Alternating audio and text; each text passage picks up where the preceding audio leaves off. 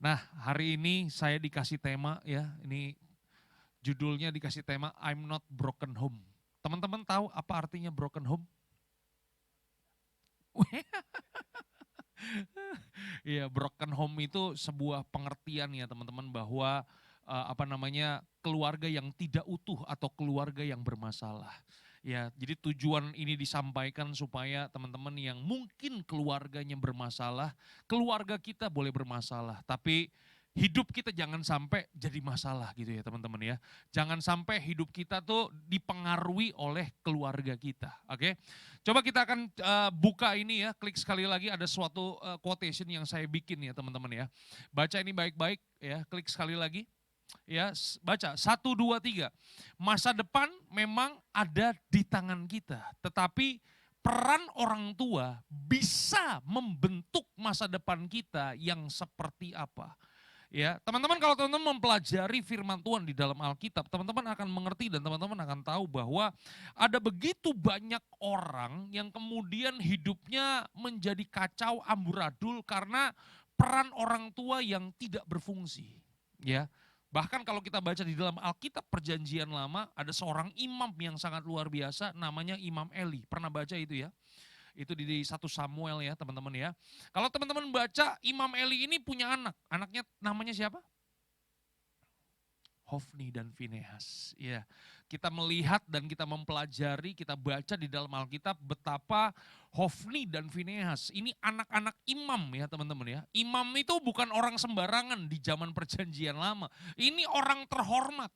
Ya, itu perantara antara umat Israel dengan Tuhan. Anak imam tapi anak-anaknya mengerikan sekali, ya kan? Mereka suka mencuri ya persembahan yang bangsa Yahudi berikan, ya, yang lemak-lemaknya dicuri buat mereka untuk keuntungan sendiri. Itu sebabnya kenapa Tuhan marah kepada Hofni dan Finehas. Jadi hidup seseorang itu bisa ditentukan karena ada peran orang tuanya. Tapi sekali lagi ya teman-teman ya, hidup kita tidak ditentukan dari orang tua kita. Hidup kita ditentukan kalau kita berjalan bersama dengan Tuhan, kita mampu dan kita bisa meraih kemenangan di dalam Tuhan. Firman Tuhan berkata bahwa di dalam Tuhan masa depan kita ada dan pengharapan kita tidak akan pernah hilang. Yang mengerti katakan amin. Oke. Oleh sebab itu hari ini kita mau pelajari dulu nih teman-teman ya. Klik sekali lagi. Ya, ada ya ini dia toxic parent teman-teman ya. Kita mau lihat dulu nih bagaimana sih orang tua bisa membentuk karakter kita tuh menjadi karakter yang tidak sesuai dengan apa yang Tuhan inginkan. Yang pertama ada orang tua itu yang menolak anaknya itu bertumbuh. Ya, saya nggak tahu dengan orang tua kita semua, tapi ada orang tua di luar sana, tidak ada di tempat ini ya. Di luar sana ada orang-orang tua yang kemudian anaknya sudah besar, anaknya sudah remaja, anaknya sudah bertumbuh dewasa. Tapi kemudian orang tuanya ini menolak anaknya ini bertumbuh dewasa. Jadi anaknya ini seperti masih kanak-kanak. Ya, mau pergi mesti ditemenin, mau sekolah mesti ditemenin, mau apapun anaknya tuh nggak bisa mengambil tanggung jawab sendiri. Semuanya harus otoritas orang tua. Nah anak yang bertumbuh seperti ini ya punya orang tua seperti ini akan bertumbuh menjadi anak yang minder.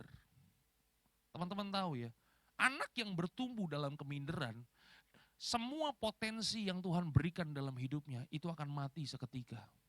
Yang mengerti katakan haleluya. Ya, jadi kita punya potensi yang luar biasa, tapi kalau kita bertumbuh, kita tidak percaya dengan kemampuan kita karena peran orang tua yang seringkali menolak kita bertumbuh dewasa, tidak memberikan tanggung jawab kepada kita, itu bisa mengakibatkan semua potensi kita mati seketika. Ya. Yang kedua, ya, toxic parent itu adalah orang tua yang suka membandingkan anak. Nah, menurut Kak Dieter ini yang sebenarnya paling menyakitkan. Ya, karena sepanjang Kaditer melayani, ada begitu banyak orang yang kemudian kepahitan, tumbuh dalam kepahitan karena seringkali orang tuanya membandingkan dirinya bukan dengan sepupunya, bukan dengan saudara kandungnya, tapi dengan anak tetangga. Halo? Itu paling menyakitkan tuh ya. Kenapa sih kamu gak bisa sebaik anak orang di sebelah kita nih? Kita dibanding-bandingkan terus ya. Lebih menyakitkan lagi kalau kemudian kita dibandingkan dengan orang-orang yang kemudian kita sebel. Ya kan? Itu benar-benar membuat anak tuh jadi kepahitan. Saya punya kasus ya teman-teman ya. Berapa teman-teman saya yang anak tengah. Tahu anak tengah gak nih? Orang tuanya punya 3 anak. Ya, papanya sayang kakaknya, mamanya sayang adiknya. Dia anak di tengah-tengah. Nah biasanya kena sindrom anak tengah nih teman-teman. Ya, nggak ada yang peduli sama dia. Nah biasanya itu dia. Anak tengah kemudian dibanding-bandingkan dengan adiknya. Anak yang di tengah dibanding-bandingkan dengan kakaknya. Itu sebabnya anak ini bertumbuh dalam kepahitan. Ya. Yang ketiga itu adalah orang tua yang suka mengabaikan pendapat. Orang tua yang senantiasa merasa dirinya tuh paling benar sedunia. Orang tua yang merasa bahwa pendapatnya itu yang harus senantiasa didengar. Anaknya memberikan masukan, dia selalu menganggap anaknya tuh gak becus. Itu sebabnya ada orang-orang tua yang kemudian mengabaikan pendapat daripada anaknya. Ya.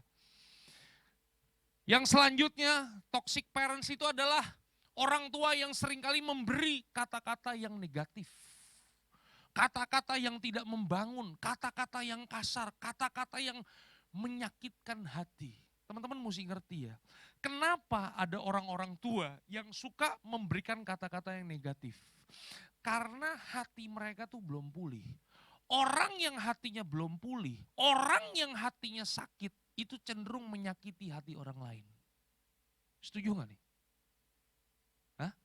Setuju gak? Pernah ketemu gak ada orang, kata-katanya tuh kayak landak.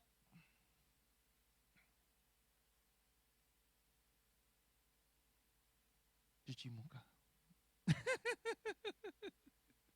Hah? Pernah ketemu gak? Ada orang-orang yang kata-katanya kayak landak. Kalau ngomong sama orang ini, waduh, kalau bisa gak usah ketemu dah. Lebih baik kita menghindar. Kenapa? Setiap kata-katanya, bahkan bercandanya bisa nyakitin. Pernah ketemu orang kayak begini? Kenapa ada orang yang kata-katanya seperti landak? Itu dia, karena hatinya sakit. Karena hatinya penuh dengan kepahitan. Orang yang sakit hati gak pernah suka sendirian. Orang yang hatinya sakit, dia akan berfokus untuk membawa orang lain supaya hatinya sama-sama sakit sama dia. Itu dia tuh. Ya. Begitu juga dengan orang tua.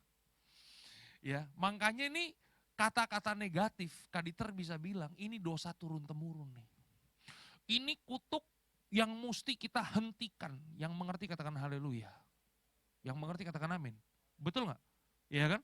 Mungkin hari ini kita berkata, Pak Pendeta, Kak Dieter, saya gak mau kayak orang tua saya. Tapi kalau kita gak pernah mendoakannya, kita gak pernah memutuskannya, suatu hari engkau akan menjadi sama seperti orang tuamu. Makanya ini harus diputuskan, yang mengerti katakan amin. Oke? Kemudian yang selanjutnya, orang tua yang senantiasa melampiaskan amarah. Ya, orang tua yang mungkin kerjanya pergi pagi, pulang malam, panas kepanasan, hujan kehujanan. Begitu sampai di rumah ketemu sama mama kita, ibu kita, ya kan. Begitu buka pintu, wah papa kita udah capek, mata udah hitam, udah layu, ya kan. Mama kita, duit mana duit? Wah berat. Ya kan.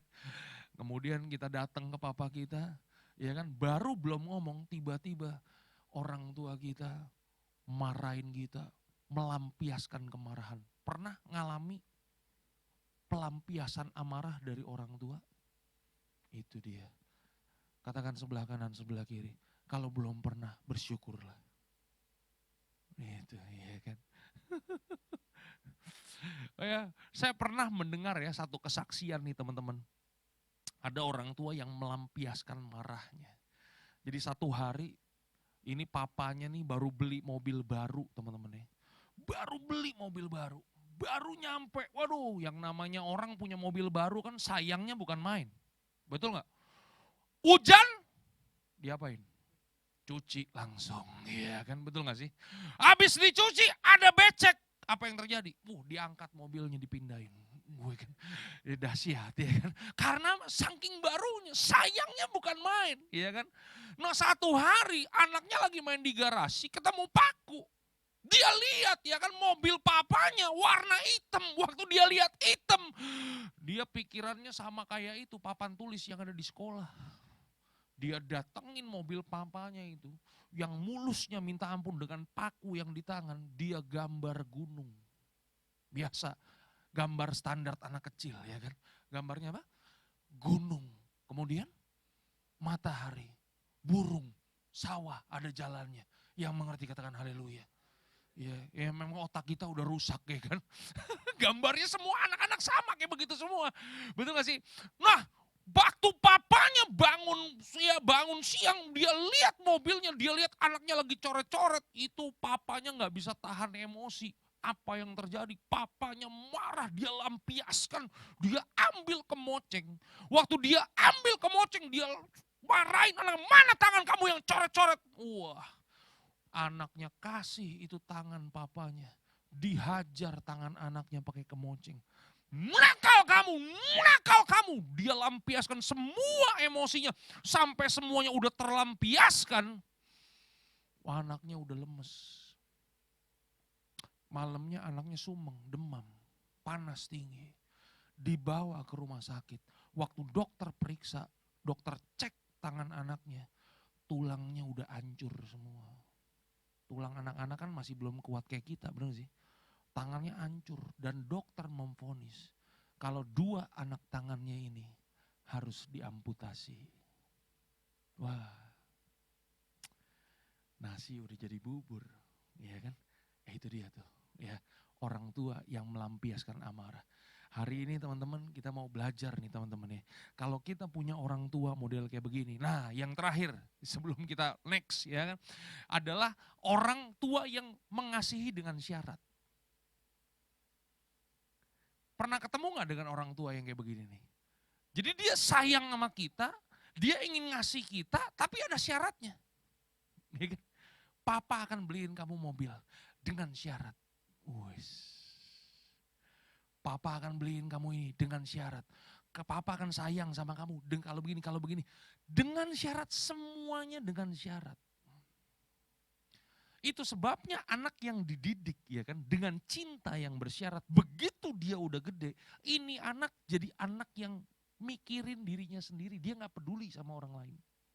Kenapa? Karena cinta orang tuanya dengan syarat. Kalau kita punya orang tua model kayak begini, mungkin orang tua kita tidak bercerai ya teman-teman ya. Orang tua kita mungkin masih utuh. Kayak orang tuanya Koditer ya, zaman seumur kalian utuh.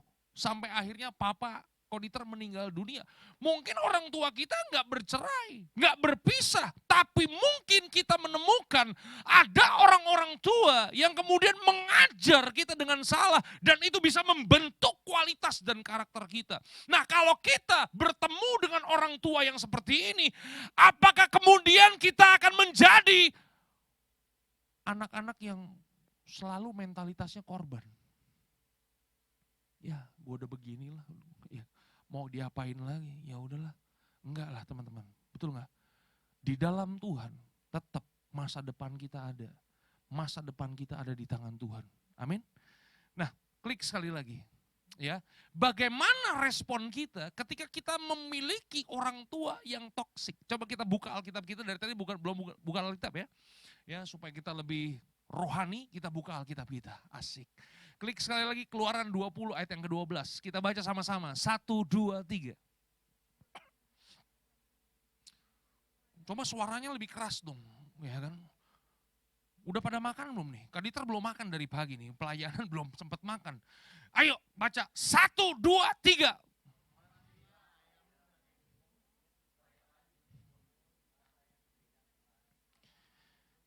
Kalau teman-teman baca kitab Keluaran ini sebenarnya adalah perintah yang Tuhan berikan kepada seseorang yang sangat luar biasa. Orang yang paling dihormati, yaitu Musa. Oke, kalau teman-teman pernah pergi ke Israel, ada yang pernah pergi ke Israel? Yang punya kerinduan mau ke Yerusalem. Wes, yang tinggi dong, ya kan? Kaditer berdoa nih, yang ngangkat tangan ya, terjadilah sesuai dengan imanmu. Wis. Kalau kalian pergi ke sana, kalian akan heran. Kenapa? Orang Israel, mereka lebih menghormati Musa daripada Yesus Kristus, bro. Kenapa? Karena Musa ini pemimpin pertama mereka. Yang membawa mereka keluar dari tanah perjanjian. Nah, ini hukum diberikan kepada Musa. Kalau teman-teman baca, hukum Musa itu ada berapa? 9, 10, 11, apa 12? Yang 9. Yang 10. Yang 11. Yang gak punya jawaban. Hukumnya tuh ada 10. Kalau teman-teman baca ya, hukum pertama sampai hukum keempat itu hubungannya dengan Tuhan. Yang mengerti katakan amin. Tapi kalau teman-teman baca ya, hukum yang nomor 5 sampai nomor 10 itu hubungannya selalu dengan orang lain. Dan hukum yang kelima itu dimulai dengan hormatilah orang tuamu. Baru jangan membunuh, jangan berzina, jangan mencuri. Halo. Berarti begini, berarti ketika engkau tidak menghormati orang tuamu, berarti tidak menghormati orang tua itu lebih kejam daripada membunuh, mencuri, dan berzina. Ya, ada yang bingung. Pernah baca 10 hukum Musa nih. Hukum nomor 1 sampai 4 itu hubungannya dengan Tuhan kan? Iya kan? Hukum nomor 5 sampai 10 itu hubungan dengan sesama. Yang kelima dimulai dengan hormatilah orang tuamu. Berarti begini, ketika kita punya orang tua yang toksik, nggak bisa ditawar lagi. Kita harus tetap menghormati yang namanya orang tua kita. Halo. Kenapa kita harus menghormati orang tua kita? Sekalipun dia toksik. Sekalipun orang tua kita tuh beracun. Sekalipun orang tua kita tuh mempengaruhi kualitas dan karakter kita. Karena begini teman-teman, karena kita nggak akan pernah ada di dunia ini tanpa orang tua kita.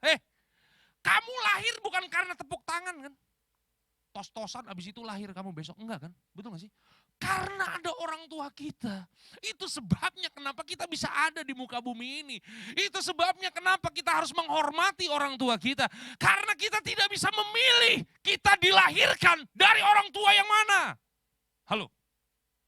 Betul gak sih? Seandainya kalau kita bisa memilih kita dilahirkan dari orang tua yang mana. Kaditer mau nanya jujur, kalian pilih orang tua yang bagaimana? Yang terkenal, kaya, baik hati. Setahun 3 kali keluar negeri. Kita pilihnya yang begitu terus, ya kan? Masalahnya kita nggak bisa milih orang tua kita siapa. Itu dia. Halo? Itu sebabnya kita harus terus belajar menghormati orang tua kita. Halo? Teman-teman, Kaditer mau kasih tahu, ya kan? Kenapa kita perlu menghormati orang tua kita? Alkitab katakan begini, supaya lanjut umurmu di tanah yang diberikan Tuhan Allahmu kepadamu. Katakan sama-sama, tanah. Kalau teman-teman baca Alkitab Perjanjian Lama, tanah itu bukan hanya sekedar sepetak begitu ya teman-teman ya. Tanah itu bicara masalah berkat Tuhan. Tanah itu bicara masalah perjanjian Tuhan. Halo. Jadi kalau engkau mau hidupmu disertai sama Tuhan. Kalau engkau mau hidupmu diberkati sama Tuhan. Engkau mau supaya tanah yang kau punya menghasilkan buah. Dan engkau bisa makan dari tanah yang kau punya. Lakukan hukum Musa yang kelima ini. Hormatilah orang tuamu. Ada sebuah, coba klik sekali lagi. Oke. Menghormati itu tidak sama dengan meniru. Halo. Menghormati itu tidak sama dengan meniru. Artinya apa? Artinya begini. Kalau kita punya orang tua, dan kemudian orang tua kita belum bertobat. Orang tua kita belum di dalam Tuhan. Kita wajib menghormatinya, tapi kita tidak wajib untuk menirunya.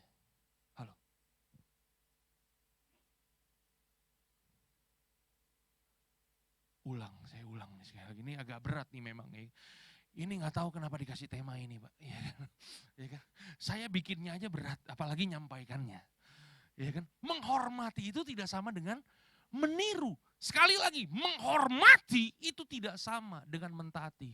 Nanti saya akan jelaskan kenapa kita nggak harus taat. Kalau orang tua kita belum di dalam Tuhan. Oke? Karena begini teman-teman. Karena memang kalau orang tua kita belum ada di dalam Tuhan, tidak ada kualitas kebenaran di dalam hidupnya. Halo? Alkitab mencatat kita harus menghormati Tuhan kita lebih daripada semua manusia. Halo? Berarti hormat akan Tuhan itu nggak bisa ditawar lagi. Halo? Menghormati orang tua itu juga tidak bisa ditawar lagi. Tapi apakah kita harus mengikuti? Belum tentu. Saya kasih contoh nih, kasus ya. Ada orang tua, salah satu orang tuanya sakit. Mamanya sakit, ibunya sakit. Mereka belum di dalam Tuhan teman-teman. Oke? Mereka nggak punya uang, mereka hidup dalam kemiskinan. Kemudian ayahnya memerintahkan anak perempuannya untuk menjual dirinya. Apakah kita perlu mentaatinya? Enggak perlu. Halo? Kita harus menghormatinya? Kita hormati orang tua kita, tapi enggak harus kita mentaatinya. Yang mengerti katakan amin. Itu sebabnya teman-teman begini juga. Teman-teman, kenapa dari masih muda engkau harus rajin beribadah? Itu sebabnya kenapa dari engkau masih muda, engkau harus tahu firman Tuhan. Itu sebabnya dari engkau masih muda, engkau harus rajin saat teduh. Engkau harus rajin mempelajari firman Tuhan supaya kualitas kebenaran yang ada di dalam kehidupanmu itu bertumbuh. Halo?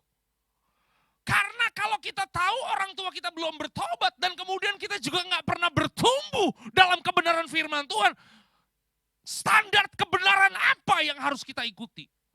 Halo? Makanya jadi anak muda, belajar firman. Halo? Baca firman, jangan hanya sekedar baca firman, renungkan firman, pelajari firman. Karena firmanlah yang menjadi standar kehidupan kita. Halo? Firman itulah yang memberikan kemampuan kepada kita untuk membedakan mana yang dari Tuhan, mana yang bukan dari Tuhan. Kenapa? Karena yang dari Tuhan dengan yang bukan dari Tuhan kadang-kadang datangnya Betty. Tahu Betty gak? Beda-beda tipis. Betul gak? Itu dia. Katakan sebelah kanan, sebelah kiri. Jangan malas merenungkan firman. Ya, jangan malas saat teduh. Ya kan? Ya, saya aja teman-teman ini bukannya pamer ya teman-teman. Masih udah setua begini teman-teman. Ya kan? Teman-teman lihat ya, Kak Diter fasih gak ngomong nih? Hah? Fasih. Tapi Kak Diter tidak pernah mengandalkan kefasihan dalam berbicara. Kenapa? Karena tetap Kak Diter perlu saat teduh. Karena apa? Karena firman itu standar kehidupan kita. Jangan pernah hidup tanpa firman. Katakan sebelah kanan, sebelah kiri. Jangan pernah hidup tanpa firman. Ya. Jadi menghormati tidak sama dengan meniru ya teman-teman ya. Oke, klik sekali lagi. Nah, ini perbedaan. Practical tips, oke? Buat anak-anak, katakan sama-sama, buat anak-anak. Coba lihat samping kanan, samping kiri, ada anak-anak di sini? Ya, dari wajah ya kan kelihatan nih, udah mulai bangkotan semua nih ya kan. Ya kan? Ini kelas berapa nih? SMP, udah bukan anak-anak kamu udah remaja, oke? Ini buat anak-anak, anak-anak itu di mana? Kelasnya bukan di sini, kelasnya di sebelah ya, Pak, bener Pak. Kelasnya di sebelah anak-anak ya. Buat anak-anak perhatikan baik. Menghormati dan mentaati orang tua mereka adalah hal yang sama. Termasuk mendengar, memperhatikan dan tunduk pada otoritas mereka. Kalau kita masih anak-anak. Oke? Tapi kalau kita sudah masuk dalam kedewasaan, menghormati orang tua itu tidak termasuk meniru mereka yang tidak beribadah. Karena kita harus mentaati perintah Tuhan lebih daripada apapun juga. Halo? Bisa dipahami apa perlu kita jelaskan secara dalam? Nggak perlu lah ya. Udah dewasa semua. Ada amin? Asik. Oke, klik sekali lagi. Ini masih banyak teman-teman. Oke, coba kita baca Yehezkiel 20 ayat yang ke-18 dan 19. 1, 2, 3. Maka aku berkata kepada anak-anak mereka di padang gurun. Oke. Janganlah kamu hidup menurut ketetapan-ketetapan ayahmu dan jangan berpegang pada peraturan-peraturan mereka. Dan janganlah menajiskan dirimu dengan berhala-berhala mereka. Jadi ini firman Tuhan bukan kepada orang tua. Ini firman Tuhan justru diberikan kepada anak-anak. Kenapa? Karena ternyata orang tua mereka itu sudah menjadi penyembah berhala.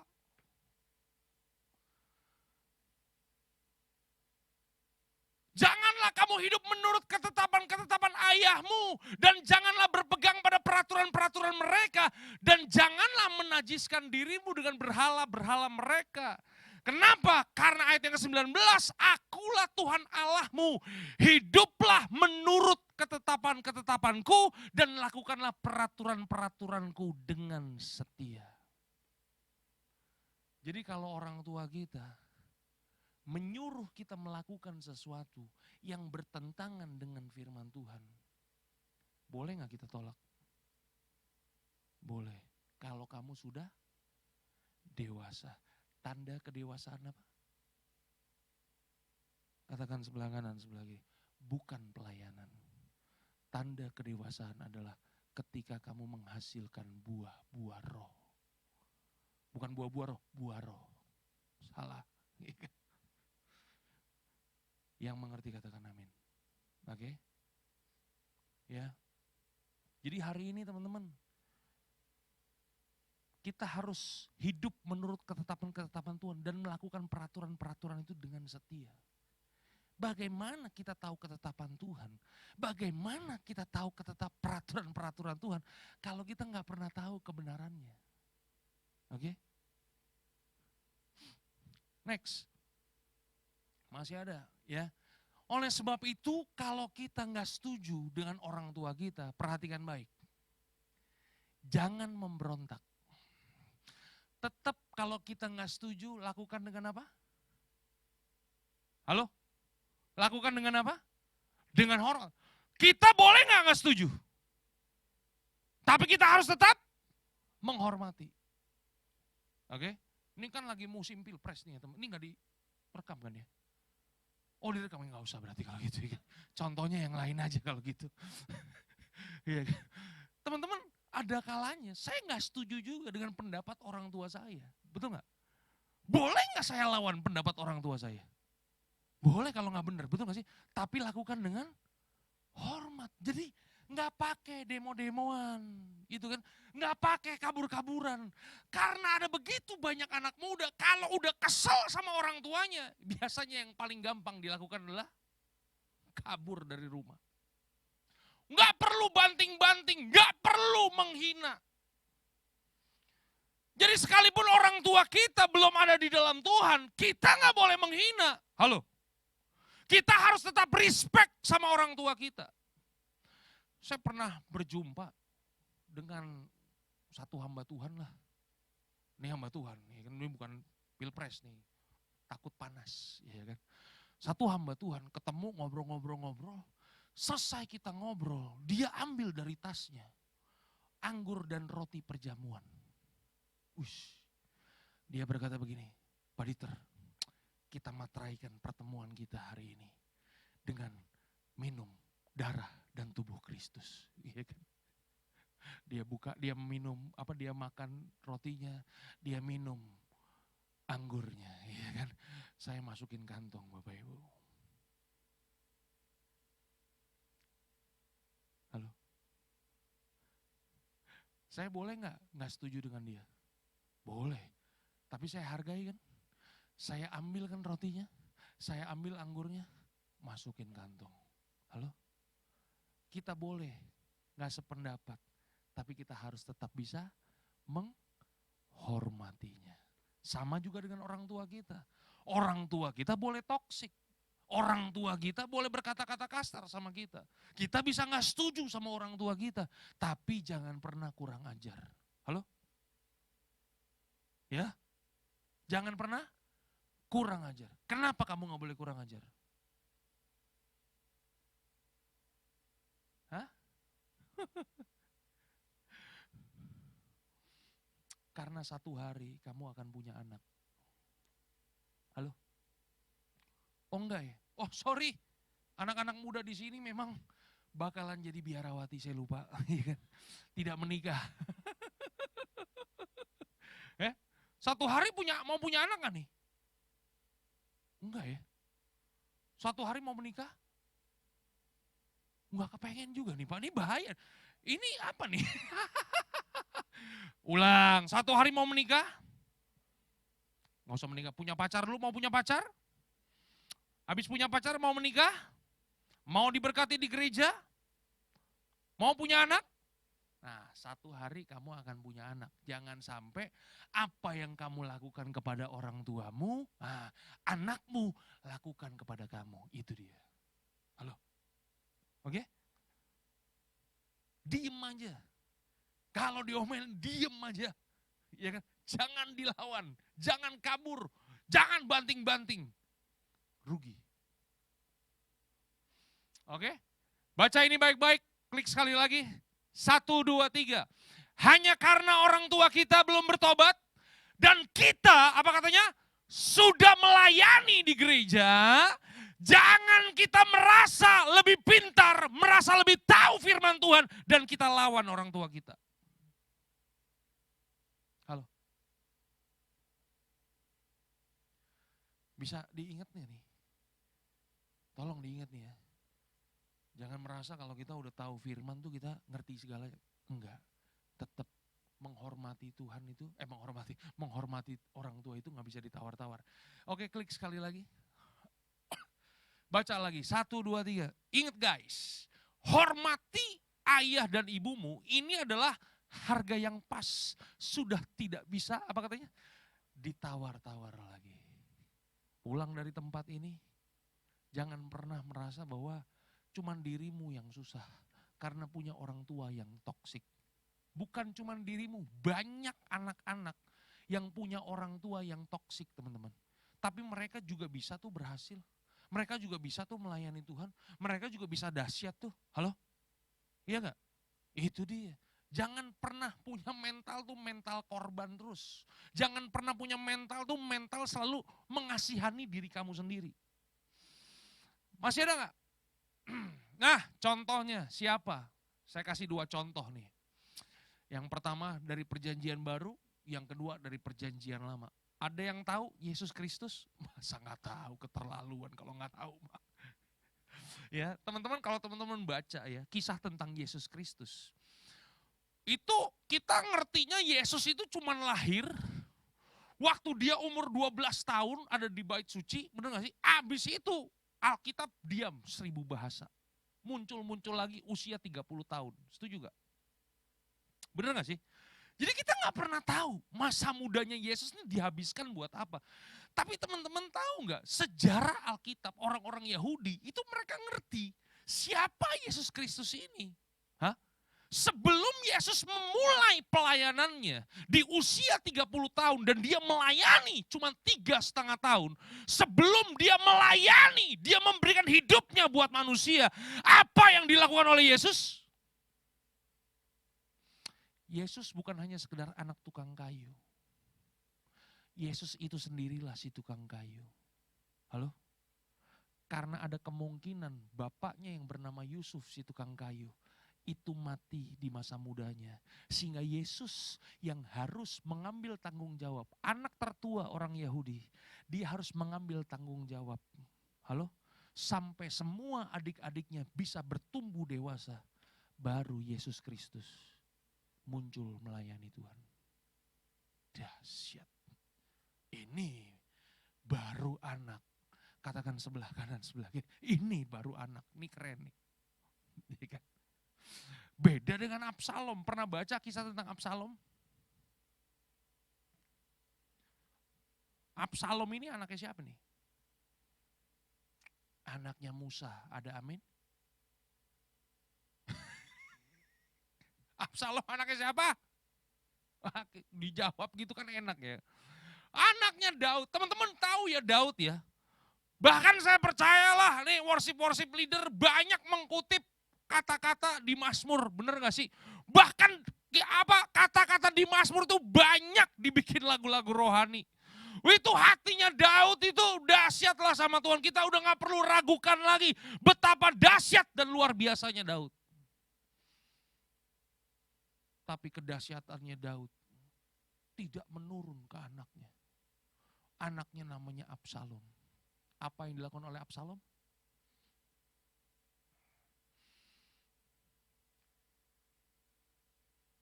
Hah? Perzinahan di mana?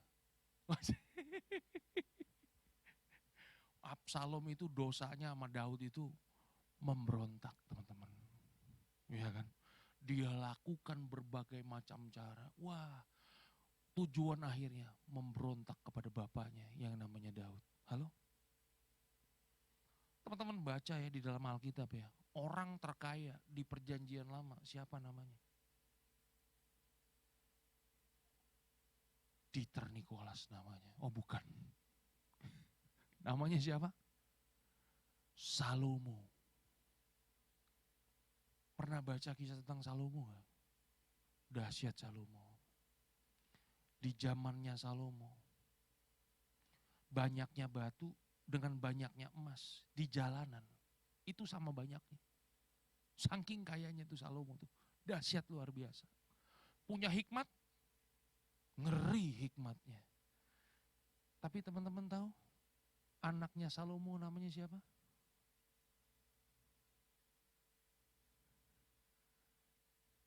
Yerobeam, nama anaknya. Dan teman-teman tahu, justru di masa anak-anaknya Salomo lah, kerajaan Israel kemudian terpecah. Di eranya, anaknya Salomo. Jadi teman-teman dari sini kita belajar apa sih? Dari sini kita belajar bahwa kalau engkau punya mentalitas korban karena orang tuamu toksik, engkau merasa aku broken home, maka kutuk itu akan terus nempel dalam hidupmu. Halo? Tapi kalau hari ini engkau tahu, orang tuamu boleh toksik, tapi engkau punya respon yang benar. Engkau terus menggali firman Tuhan, engkau hidup menurut ketetapan-ketetapan Tuhan, percayalah, apa yang dialami orang tuamu tidak akan pernah engkau alami di eranya engkau. Ada amin? Ayat terakhir, kita baca ya. Keluaran 27, ayat yang ke-16. Pemain musik standby guys. Baca yuk, 1, 2, 3. Terkutuklah orang yang apa? Memandang rendah ibu dan bapaknya. Memandang rendah itu apa sih? Begini memandang rendah. Atau begini memandang rendah. Memandang rendah itu apa artinya? Itu dia. Orang yang tidak menghormati orang tuanya. Orang yang tidak menghormati ibu dan bapaknya. Alkitab berkata, terkutuklah orang itu. Pulang dari tempat ini, tanamkan kebenaran ini. Ini kebenaran dari perjanjian lama sampai perjanjian baru tetap dipegang teman-teman. Ada amin? Tuhan Yesus memberkati kalian sampai keturunan ke-7 dan ke-8. God bless you all. Tuhan memberkati. Haleluya. Mari kita mau datang kepada Tuhan ya. Saya nggak tahu nih teman-teman tahu lagu ini nggak? Dalam segala keadaan, waktu berlimpah maupun kurang, Tetap Yesus yang mempesona hatiku. Dia beri damai dan kesempatan baru. Di setiap musim kehidupan, waktu ku kuat maupun lemah, tetap Yesus yang mempesona. Dia beri hidup dan kesempatan baru. Sekali Yesus, selamanya Yesus. Harapanku tak akan hilang, karena kasih-Nya sekarang ku ada. Yesusku, ku cinta Kau. Sekali Yesus selamanya. Sekali Yesus, selamanya Yesus. Harapanku takkan hilang, karena kasih-Nya sekarang ku ada. Yesusku, ku cinta Kau. Sekali lagi kamu. Sekali Yesus, selamanya Yesus. Harapanku takkan hilang, karena kasih-Nya sekarang ku ada. Yesusku, ku cinta Kau. Kamu sekali, ya Tuhan, selamanya Yesus. Biar kasih-Mu memenuhi hati kami. Harapanku takkan hilang, karena kasih-Nya sekarang ku ada. Ku cinta Kau selamanya. Teman-teman boleh buka mata, teman-teman boleh lihat Kaditer. Hari ini firman Tuhan datang sederhana. Hormatilah ayahmu dan ibumu, karena tempat di mana engkau menginjakan kakimu, itulah tanah yang akan diberkati Tuhan. Alkitab dengan jelas berkata, terkutuklah orang yang memandang rendah ayah dan ibunya. Artinya apa? Artinya kalau hari ini engkau punya kepahitan, engkau punya kebencian di dalam hatimu, itulah yang membuat apapun yang engkau kerjakan kadang-kadang gak berhasil-berhasil. Ada orang-orang yang dikasih dipercayakan ini itu tapi gak berhasil-berhasil. Gagal terus. Kenapa? Karena akarnya gak pernah diberesin terlebih dahulu, teman-teman. Halo? Ada orang-orang yang senang. Ada orang-orang yang selalu mau tinggal dalam kepahitannya terus. Dia gak mau kasih pengampunan. Dia gak mau lepaskan pengampunan. Halo? Waktu kita gak mau mengampuni orang tua kita. Waktu kita senantiasa memandang rendah orang tua kita. Satu hari teman-teman ya. Apa yang orang tuamu lakukan, itulah yang engkau lakukan nanti. Oleh sebab itu hari ini putuskan. Semua kutuk yang ada di atas kita, apa yang dilakukan oleh orang tua kita, putuskan supaya begini, hidupmu menjadi benar di hadapan Tuhan. Keturunan-keturunanmu menjadi benar di hadapan Tuhan. Halo? Saya pernah ketemu satu anak. Dia bilang begini, Kaditer, seumur hidup saya, gua gak bakalan jadi seperti bokap gua. Bokapnya tuh pejudi, teman-teman. Dia gak mau seperti bapaknya. Tapi begitu anak ini udah dewasa, waduh jadi god of gambler. Kenapa? Turun. Halo? Dia gak mau seperti bapaknya, tapi hatinya gak pernah mau dia beresin. Apa yang dilakukan oleh bapaknya, dilakukan oleh dia juga. Satu hari saya pernah dengar satu kesaksian. Waktu anak ini masih muda, dia punya orang tua, papa dan mama. Papanya nih abusive, suka mukulin mamanya. Kalau marah papanya, mamanya digebukin. Waktu dia masih kecil dia gak berani lawan bapaknya. Tapi begitu anak ini bertumbuh jadi remaja, suatu hari papanya pulang, mamanya digebukin. Waktu mamanya digebukin, itu anak yang remaja, dia pegang kaki bapaknya. Dia bilang, jangan papa, ditendang sama bapaknya. Waktu ditendang sama bapaknya, dia ngomong di hadapan papanya, gua gak mau jadi seperti lu. Tapi dia tinggal dalam kepahitan. Dia gak biarkan hatinya diberesin. Maka apa yang terjadi? Begitu dia menikah, apa yang dulu pernah dia lihat, dia lakukan kepada istrinya. Halo?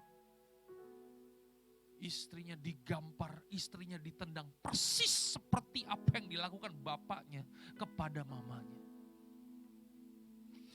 Dia punya anak, anaknya masih kecil.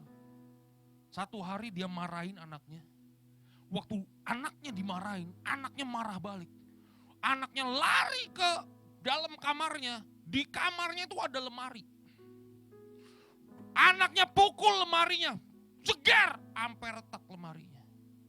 Bapaknya lihat itu kan anaknya, wah anak gua udah mukul-mukul lemari.